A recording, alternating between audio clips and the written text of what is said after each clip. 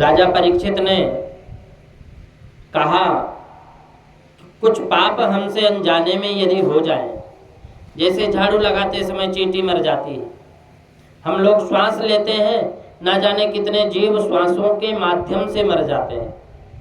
भोजन बनाते समय लकड़ी जलाते समय उस लकड़ी में ना जाने कितने जीव मर जाते हैं। तो आचार्य सुखदेव जी ने कहा कि राजन 5 प्रकार के यज्ञ व्यक्ति को नित्य करना चाहिए। गौग्रास रोज निकालना चाहिए, ये यज्ञ है। अग्नि भोजन, अग्नि में थोड़ी सी अन्न डालना चाहिए, जो भी बना है भोजन। रोटी बनाकर उसके टुकड़े करके घी और चीनी मिला करके अग्नि को भोग लगाना चाहिए। चींटी को 10-5 ग्राम आटा रोज वृक्षों की जड़ के पास डालें और वहां चींटी रहती है। पक्षियों को अन्न डालें, आटे की गोली बनाकर जलाशय में मछलियों को डालें। अतिथि सत्कार करें, घर के द्वार पर भिखारी आवे तो उसे जूठा अन्न भिक्षा में कभी नहीं देना चाहिए। ये प्रयास करें। ऐसे अनजान में किए हुए हमारे अपराध जो होते हैं ना हमसे, 5 प्रकार के ये यज्ञ से हमें दोष से निवृत्ति मिल जाती है, दोष नहीं लगता। फिर ऐसा करना चाहिए।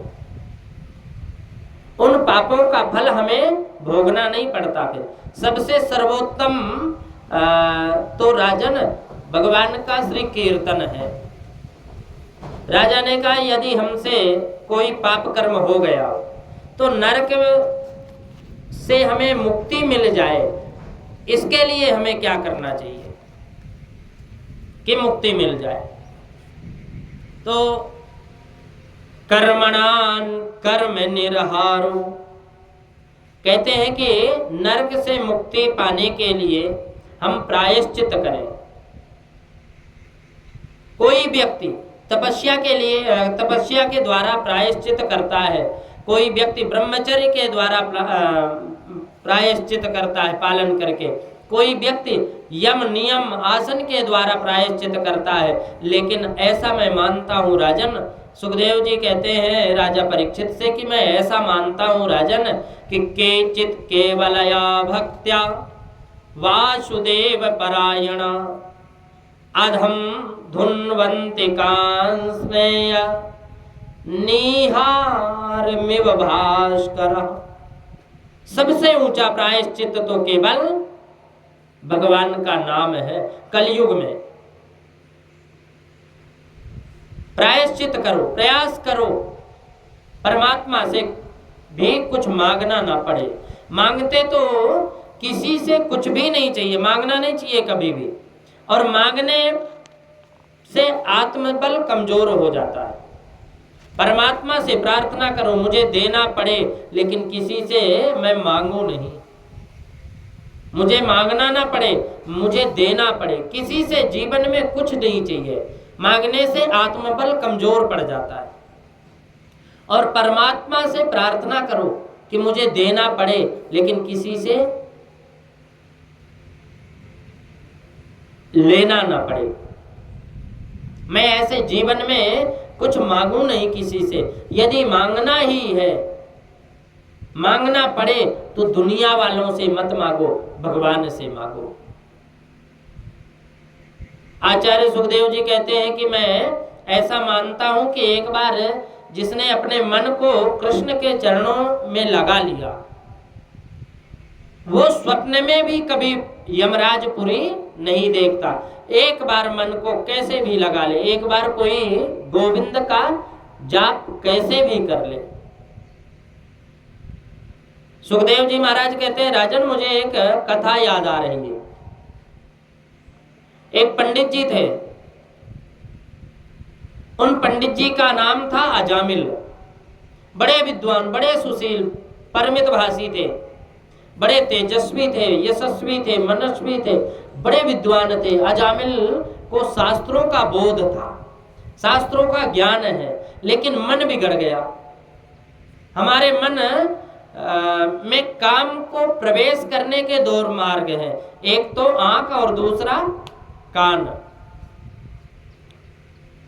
कानों से गंदा नृत्य संगीत सुनोगे तो मन में काम प्रवेश होगा, आंखों से गंदा विचित्र दृश्य देखोगे तो मन में काम प्रविष्ट होगा। आंखों पर कानों पर जिसने काबू पा लिया वो गृहस्थ जीवन में रहकर भी परम संत है। इन दोनों पर जिसने काबू नहीं पाया वो जैसा भी हो वेश धरे संत का, लेकिन संत नहीं हो सकता। फिर अजामिल में सभी गुण विद्यमान है, लेकिन एक दिन अपने नित्य कर्म से निवृत्त होकर लौट रहा था तो किसी वैश्या को किसी पुरुष के संग संबंध करते देख लिया। उस गणिका को देखते ही अजामिल के मन में काम प्रविष्ट हो गया। उस गणिका को अजामिल जाकर के बोला, देवी मेरे घर चलो, मेरे घर अनंत संपत्ति है। तो गणिका को तो धन चाहिए था, वो अजामिल के घर आ गई। घर में प्रवेश करते ही बोली, ये कौन है? अजामिल बोले, ये तो मेरी पत्नी है, धर्म पत्नी है, और ये बेटा है। गणिका बोली, यदि ये यहाँ रहेंगे तो मैं नहीं रह सकती। उस गणिका के सौंदर्य पर इतना मोहित हो गया अजामिल कि अपनी परम सुशील पत्नी को त्याग दिया, परम सुशीला पत्नी को त्याग दिया। व्यक्ति का व्यक्तित्व कभी चमड़े से नहीं निकलता, आचरण की पूजा होती है, चमड़े की पूजा नहीं होती। परमात्मा कभी ये नहीं देखते कि आप गोरे हैं कि काले हैं, वो कभी ये नहीं देखता कि आप धनाढ्य हैं या गरीब हैं। वो आपके भाव को देखते हैं भगवान, और जहां भी भाव शुद्ध देखता है ना, वहां मेरा गोविंद चला आता है, भगवान चले जाते हैं। अजामिल ने उस गणिका के सौंदर्य पर इतना मोहित हो गया कि अपनी पत्नी को त्याग दिया। संस्कार तो थे ही प्रातः, जैसे भजन करने बैठा, गणिका डांट कर बोली, ये क्या माला पूजा लेकर के बैठ गए, ज्यादा धन कमाओ। अब उसके संबंध से अजामिल की वृत्ति बिगड़ गई। परम सुशील ब्राह्मण चोरी करने लगा। धीरे धीरे चोरी में प्रवृत्ति और बढ़ी। चोरी करते करते डाका डालना प्रारंभ कर दिया।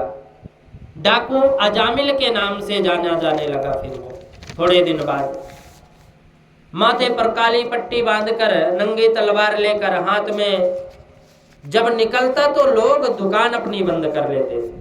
लोगों के मन में बहुत भय बैठ गया। उस गणिका के माध्यम से उसके 9 पुत्र हुए अजामिल के। कौन उसे सुधारे? लेकिन संत संग में इतनी ताकत होती है, सत्संग जीवन को परिवर्तित कर देते हैं। आप दिन भर कुछ भी करो, सायंकाल आधे घंटे सत्संग आपको यदि मिल जाए, आप समय मिलता है, आधे घंटे सत्संग कर लो, आपको लगेगा कुछ हुआ। अयोध्या से कुछ संतों की मंडली श्रीधाम वृंदावन जा रही थी। पैदल चलते थे उस समय, पूरी मंडली जमात चल रही थी। उनमें एक महंत जी बाकी सब से होते थे, वे सब बैरागी होते थे, संत होते थे। श्रीधाम वृंदावन जा रहे थे और गाते हुए कि श्री राम जय जय राम, श्री राम जय जय राम, श्री राम जय जय राम, श्री राम जय जय राम। गाते हुए सायंकाल मंगलमय कीर्तन करते हुए मार्ग में अजामिल का गांव पड़ा। संतों का चित्त बड़ा सरल होता है। ये महात्मा के लक्षण होते हैं कि उनका मन सम होता, विषम नहीं होता। जब अजामिल के गांव में पहुंचे तो एक संत ने देखा किसी व्यक्ति से जो मार्ग में मिल गया था, उनसे पूछा कि भाई हम 25 संत हैं, वृंदावन जा रहे हैं, यहाँ किसी भक्त के घर आज रात्रि में विश्राम करना है। इस बात को सुनकर उस व्यक्ति ने संतों से मजाक में ही बोला कि बड़े संत बने फिरते हैं, आज ऐसे भगत के घर भेजेंगे कि जो जीवन भर याद करोगे। उस व्यक्ति ने कहा कि आप लोग सब अजामिल के घर जाइए, यहाँ वो सबसे बड़ा धनाढ्य है और सबसे बड़ा भक्त है। आपको वहां भोजन मिलेगा, दक्षिणा मिलेगी, भगवान ने चाहा तो आपकी खूब पूजा होगी। संत तो सरल हृदय के होते हैं, उसके उपहास को भी नहीं समझ सके। वो अजामिल के घर चले गए। उस समय अजामिल घर में नहीं था, गणिका ही घर में थी। तो गणिका ने अपने घर के द्वार पर संत के मंडली को देखा और द्वार पर आकर बोली, बाबा कहिए क्या बात है। संत बोले, बेटी भक्त अजामिल कहाँ है, उन्हें बुलाओ और बुला करके कहो कि हम सब संत जन आए हैं, यहीं रात्रि में विश्राम करेंगे, यहीं भगवान का भोग प्रसाद बनेगा, भंडारा होगा, सत्संग होगा। गणिका के नेत्र में आंसू आ पड़े और बोली, महाराज ये मेरा दुर्भाग्य है कि मैं आपसे पानी पीने के लिए भी नहीं कह सकती।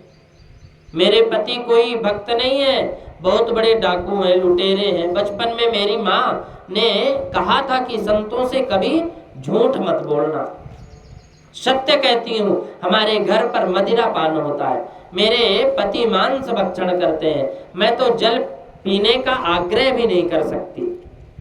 महात्मा बोले, कोई बात नहीं बेटी हम जाते हैं। संत जाने को हुए तो गणिका उनके चरणों में गिरकर बोली कि आप मेरे हाथ का भोजन नहीं कर सकते, लेकिन मैं सूखी सामग्री आपको दे दूं तो आप बनाकर प्रसाद पा सकते हैं। सामने वृक्ष के नीचे आप विश्राम करिए, वहीं राम जी को भोग लगाकर प्रसाद पाइए। संत बोले, हम दूसरी जगह चले जाते हैं, गलत जगह आ गए।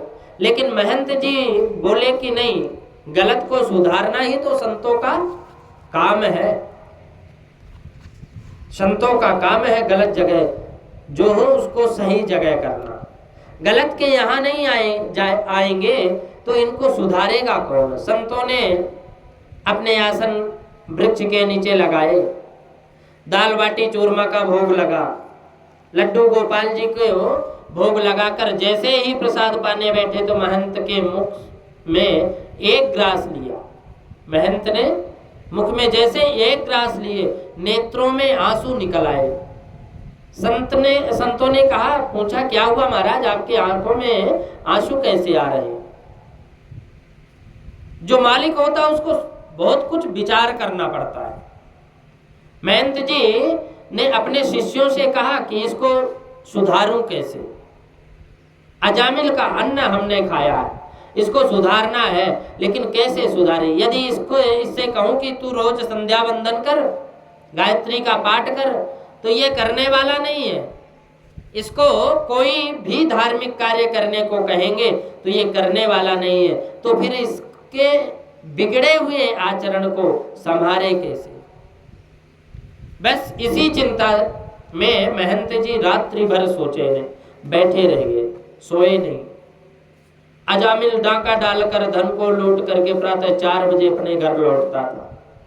लेकिन आज अजामिल मध्य रात्रि में ही माथे पर काली पट्टी बांधे, कंधे पर लूटा हुआ सामान का थैला लटकाए घर आ रहा। अब घर आया, वहां वृक्ष के नीचे संतों की मंडली को देखते ही आग बबूला हो गया। इनको किसने बुलाया यहाँ, घर में प्रवेश की अनुमति इनको किसने दी।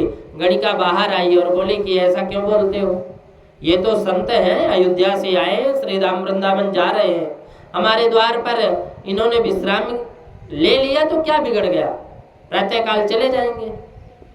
अजामिल अपनी धर्म पत्नी से, ये अजामिल अपनी गणिका से बहुत डरता, पत्नी से। बोला तुमने बुलाया है तो 2-4 दिन और रख लो, मेरे कोई मना नहीं है, कोई इसमें नाराजगी नहीं है। ऐसा भाव उसने मन में आया उसके, अजामिल के।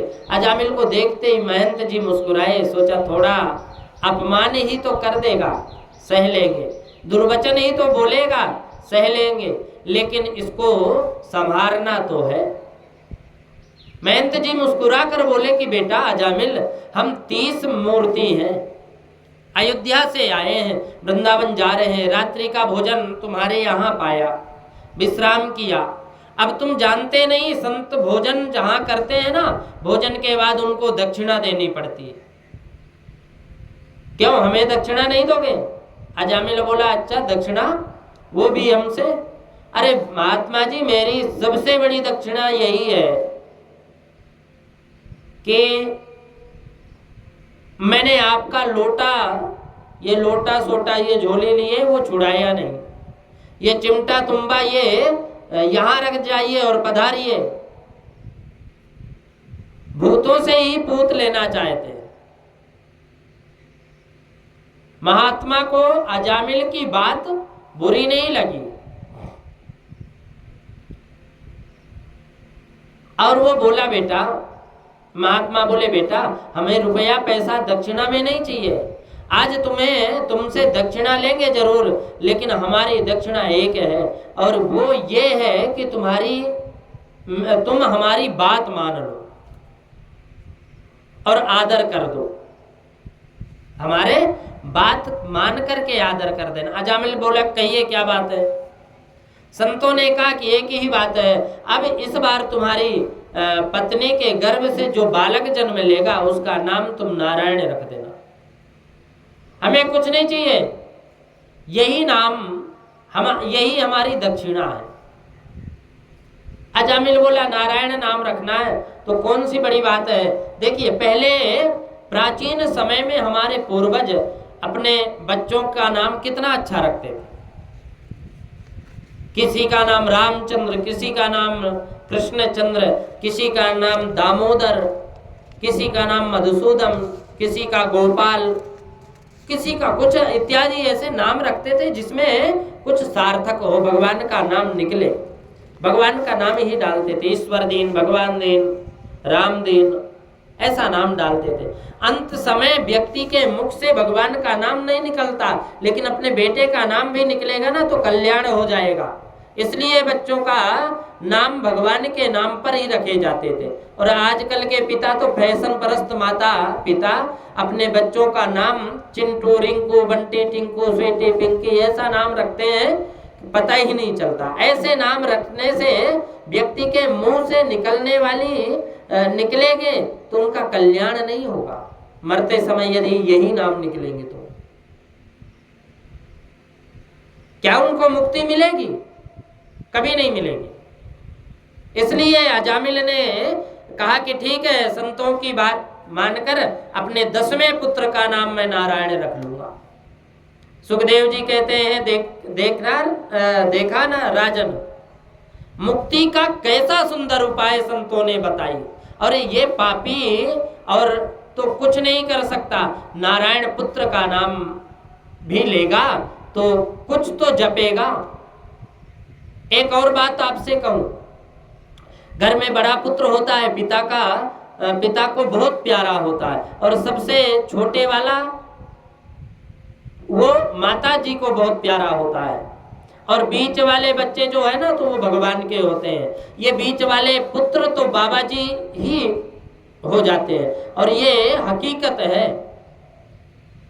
आपको ज्यादातर संत मिलेंगे ना तो बाबा जी मिले, संत यदि ज्यादातर मिलेंगे वो बीच वाले ही मिलेंगे। यदि 3 पुत्र है, 4 पुत्र है, 5 पुत्र है किसी के, तो बीच वाले ही पुत्र मिलेगा, ज्यादातर बाबा जी बनेंगे बीच वाला पुत्र। तो ये भगवान की कृपा है, भगवान कृपा पात्र को ही पकड़ते हैं। बीच वाले पुत्र के साथ परमात्मा की विशेष कृपा होती है।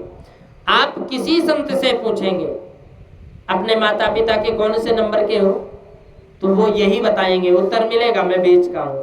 अधिकतर संत आपको बीच के ही अपने माता पिता की संतान बताएंगे। ये उन पर भगवान की बहुत बड़ी कृपा है, वो भक्त होते हैं। लेकिन अजामिल के पुत्र नारायण के साथ ये अपवाद है। इसको माता पिता दोनों का स्नेह प्राप्त है। अजामिल जहां भी जाता नारायण को साथ लेकर के जाता। घर में आते ही बेटा नारायण, बेटा नारायण, बस एक ही नाम उसके मुख से आने लगा, नारायण। दिन में 10-20 बार नारायण नाम का उच्चारण करता। गोस्वामी तुलसीदास जी कहते हैं कि भाय कुभाव अलग आलसहु, नाम जपत मंगल दिस दसहु। परमात्मा के नाम को कैसे भी जपो, चाहे भाव से गाओ, चाहे कुभाव से गाओ, क्रोध से या प्रेम से या रोष में, लेकिन नाम तो अपना प्रभाव दिखाएगा। अग्नि प्रभाव दिखाती है, जल अपना प्रभाव दिखाता है, नाम भी अपना प्रभाव दिखाता है, वायु भी अपनी प्रभाव दिखाते हैं ना। हर वस्तु अपना प्रभाव दिखाता है, तो भगवान का नाम अपना प्रभाव क्यों नहीं दिखाएगा। अजामिल की मृत्यु का जब समय आया, यमराज ने अपने दूतों को अजामिल को लाने के लिए भेजे। पलंग पर पड़े थे अजामिल। यमराज के दूतों ने उसके गले में रस्सी बांधी। यमराज के दूतों का विकराल स्वरूप देखकर अजामिल डर गया और अपनी सहायता के लिए चिल्लाने लगा, बचाओ बचाओ बचाओ। लेकिन कौन बचाए? तो वहां जो छोटा वाला बालक था, समझने की बात है, मृत्यु के समय व्यक्ति जब तड़पता है ना, चिल्लाता है, हाय हाय डकारता है, तो समझो यमदूत उसे पकड़ करके ले जा रहे हैं। आंखें जिसकी खुली रह गई, मुंह खुला रह गया, एक पल में प्राण निकल गए, समझो उसको ऊपर के लोक को गया हो। तो अजामिल यमदूतों को देख करके भयभीत होकर के चिल्लाने लगा। अब पास में ही वो बेटा नारायण खेल रहा था, तो उसको बुलाते हैं कि दूरे क्रीडन कासक्तम पुत्रम नारायणाम्यहम प्लावितेन सुरेणोच्चैर आजुहावा कुलेन्द्रियः। या अजामिल यमदूतों को देखकर भयभीत हुआ और चिल्लाने लगा, बचाओ बचाओ बेटा नारायण। बेटा खेल रहा था नारायण। दूरे क्रीडन कासक्तम पुत्रम नारायणाव्यम, वहां खेल रहा था और प्लावितेन स्वरोणाच्चैर, वहां खेल रहा था तो चिल्लाया, बचाओ बचाओ बेटा नारायण बचाओ। अब नारायण खेल रहा था, उस पर नजर पड़ी तो नारायण नारायण नारायण कहने लगा। अंतिम समय प्रभु का नाम मुख पर आ जाए, यही प्रयास करो। हम जीवन भर करते हैं, राम नाम लेते हैं, जप करते हैं, मंत्र का जाप करते हैं, बार बार भजन करते हैं। क्यों करते हैं? क्योंकि यही सब हमारा अंत समय में नाम आए, यही प्रयास करते हैं। अजामिल के मुख से अंतिम समय में नारायण का नाम निकला, प्रभु के पार्षद आ गए। और जब प्रभु के पार्षद आए, सर्वे पदम पलासासाह पीत कौशेयवाससः। जैसे ही नारायण नाम उच्चारण हुआ, वहां भगवान के पार्षद पहुंच गए। सभी के 4 भुजाएं पीतांबर धारण किए, बड़ा सुंदर स्वरूप। भगवान के पार्षदों ने यमदूतों से अजामिल को छुड़ाया और बोले कि इसे तुम नरक में नहीं ले जा सकते। यमदूत बोले कि आप इसे क्यों रोकते हो? ये बड़ा पापी है, ये बड़ा पापी है, इसे क्यों रोकते हो? इसे तुम नरक में जाने दो। यमदूत बोले आप इसे क्यों रोकते हो, ये तो बड़ा पापी है, यमराज ने हमें भेजा है इसे लाने के लिए। परमात्मा के पार्षदों ने कहा कि तुम धर्मराज के पार्षद हो। परमात्मा के पार्षदों ने कहा कि तुम धर्मराज के पार्षद हो तो क्या हुआ, तुम जानते हो धर्म की परिभाषा क्या है, धर्म किसे कहते हैं? वेद प्रणहितो धर्मो हय धर्मस्त्वतधर्मदः।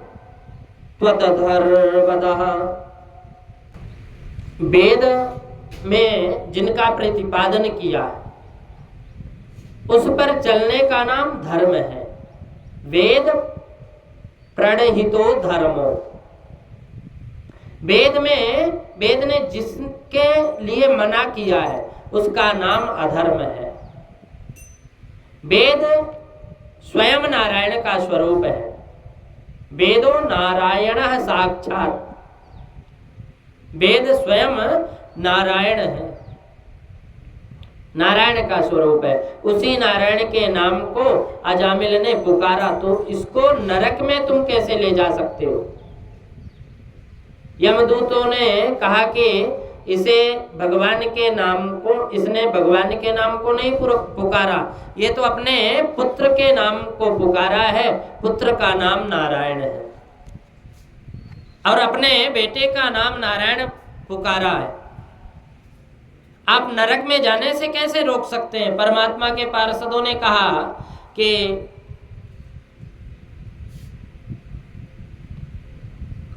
और भगवान के नाम की महिमा को गाया, उनके नेत्र सजल हो गए। परमात्मा का नाम तो कैसे भी लो, चाहे संकेत में या हंसी में या मजाक में, लेकिन परमात्मा का नाम तो कल्याण करता है, प्रभु का नाम तो कैसे भी गाओ। गुरूणाम चा लघूणां चा गुरूणि चा लघूनि च प्रायश्चित्तानि पापानि ज्ञात्वोक्तानि महर्षिभिः। छोटे से छोटा पाप, बड़ा सा बड़ा पाप भगवान के नाम के सामने कोई भी रुक नहीं सकता, समाप्त हो जाता। स्पष्ट रूप से नारायण के नाम को गाया, इसे नरक में ले जाने का कोई अधिकार नहीं है तुम्हें। तो अजामिल पलंग पर पड़े दोनों की बातें सुन रहा, इधर नारायण के पार्षद, उधर यमदूत खड़े, दोनों के आपस में चर्चा हो रही और नाम की महिमा को सुन रहा अजामिल, बड़ा कष्ट में भी, लेकिन वो सुन रहा। भगवान के पार्षदों ने कहा कि बेटे के सिर पर हाथ फेरकर रख करके गाओ, चाहे नाती पोते के सिर पर हाथ फेर कर गाओ। इतने नाम, इसने तो नाम हमारे भगवान का ही लिया है, तुम लोग यहाँ से लौट जाओ। ये बेटे का नाम तो अभी रखा है, लेकिन हमारे नारायण तो अनादिकाल के हैं, तो ओरिजिनल नाम तो वही होगा ना, अनादिकाल का। तो इसलिए आप चले जाओ यहाँ से। अब जैसे ही यमराज के सामने पहुंचे, यमदूत लौट करके गए। यमराज ने पूछा तुम लोग खाली हाथ कैसे आ गए? अजामिल बोले, अजामिल को लाया क्यों नहीं? यमदूत बोले महाराज हमने तो सोचा था कि दुनिया के मालिक आप ही हैं, लेकिन वहां तो अजामिल ने अपने बेटे नारायण का नाम को गाया, वहां चार पार्षद चार हाथ वाले वहां पार्षद खड़े पहुंच गए और यमराज ने अपने पार्षदों के मुख से नारायण का नाम सुना और जैसे ही नारायण का नाम सुना, उसे सुनकर उसके नेत्र सजल हो गए, गदगद हो गए। यमराज श्री कृष्ण के परम भक्त हैं। अपने पार्षदों से बोले कि धीरे धीरे बोलो, इस नाम को यहां मत लो, यही तो मेरे प्रभु का नाम है। कभी कभी आंखें बंद कर भजन करने बैठता हूं, तुम सभी पार्षद मुझसे पूछते हो दुनिया के मालिक तो आप हैं, आप किसका नाम जपते हो? तो मैं जिसका नाम जपता हूं ना, वो यही तो मेरे प्रभु का नाम है, मेरे नारायण का नाम है। तुमने कितने बड़े भाग्यवान हो, मेरे अकारण करुणा वरुणालय प्रभु नारायण के पार्षद का तुमने दर्शन किया। नारायण के नाम पर जीवन यापन करने वाले हम 12 व्यक्ति हैं। कौन? बोलो स्वयंभू नारदः शंभु कुमारः कपिलो मनु प्रहलादो जनको भीष्मो बलैर किकर्म। नारायण के नाम के आधार पर जीवन को चलाने वाले हम 12 भागवत हैं। स्वयंभू नारदा शंभु कुमारा कपिलो मनु। स्वयंभू शंभु नारद जी, कपिल जी, सनत कुमार जी, स्वयंभू मनु महाराज, प्रहलाद जी, जनक जी, भीष्म पितामह, बलि महाराज, सुखदेव जी और धर्मराज। ये 12 भागवत हैं। भागवत धर्म का अनुशीलन करने वाले हम 12 व्यक्ति हैं, जिनकी कृपा से हम जी रहे हैं, जिनके कृपा से हम जी रहे हैं। ये जिनके आदेश से हम सारी सृष्टि के पालन में हम सहयोगी बनते हैं, उन परमात्मा के परम पार्षदों का तुमने दर्शन कर लिया। यमदूत बोले महाराज तो हम किसे पकड़ कर लावे? सभी अपने पुत्रों का नाम राम जी कृष्ण जी रख देंगे। तो यमराज ने कहा कि चिहिवा न वक्ते भगवत गुणानाम ध्येयम चेतस स्मरते चरणारविंदम कृष्णाय नो नमते यच्छिर एकदापे तानानयध्वब सतो कृत विष्णु कृत्यान। जिस व्यक्ति के जीव एक बार भी भगवान श्री कृष्ण का संकीर्तन नहीं करती, एक बार भी कृष्ण के चरणारविंद का अनुसरण नहीं करता, जिसका मस्तक कभी भगवान के चरणों में झुकता नहीं, ऐसे पापी को पकड़ करके नर ले करके आना। जो भागवत नाम का संकीर्तन करता, कथा सुनता है, सत्कर्म करता है, उन्हें पकड़कर मत लाना। अजामिल ने सोचा कि पुत्र नारायण का नाम उच्चारण करने से मैं नरक में जाने से बच गया, तो यदि सच्चे मन से नारायण के नाम को गाऊंगा तो मुझे मोक्ष मिलेगा। क्या मैं नारायण नहीं हो? क्या मेरा कल्याण नहीं हो जाएगा? ऐसा वैराग्य हुआ, सब कुछ छोड़ करके वन में तपस्या के लिए चला गया। और सुखदेव जी कहते हैं, इसलिए मैं कह रहा था तुम्हें कि गोविंद के चरणों में एक बार जिसका मन लग गया, वो यमराज की पुरी में स्वप्न में भी नहीं जाता। राम जी अपने नाम में छिपा हुआ है, राम अपने नाम में छिपा हुआ है। संपूर्ण राम का चरित्र राम के नाम में छिपा हुआ है। एक राम एक तापस तिय तारे, नाम कोटि खल कुमति सुधारे। कहूँ कहाँ लगी नाम पढ़ाए, और राम न सकहि राम गुण गाई। राघवेंद्र स्वयं अपने नाम का बखान नहीं कर सकते। भगवान प्रभु का मुख थक जाएगा, लेकिन राम की महिमा समाप्त नहीं हो पाएगी। ऐसे मेरे राघवेंद्र को भी समुद्र पर पुल बांधना पड़ा। समुद्र पार करने के लिए लाखों वानरों की सहायता लेनी पड़ी, लेकिन बजरंगबली नाम के प्रभाव से, नाम के आश्रय से एक छलांग लगा करके समुद्र को लांग गए। नाम महिमा की कौन था पा सकता है? राजा परीक्षित की मन की भ्रांति दूर हो गई। सुखदेव जी ने फिर दक्ष प्रजापति का प्रसंग सुनाए, और ये दक्ष प्रजापति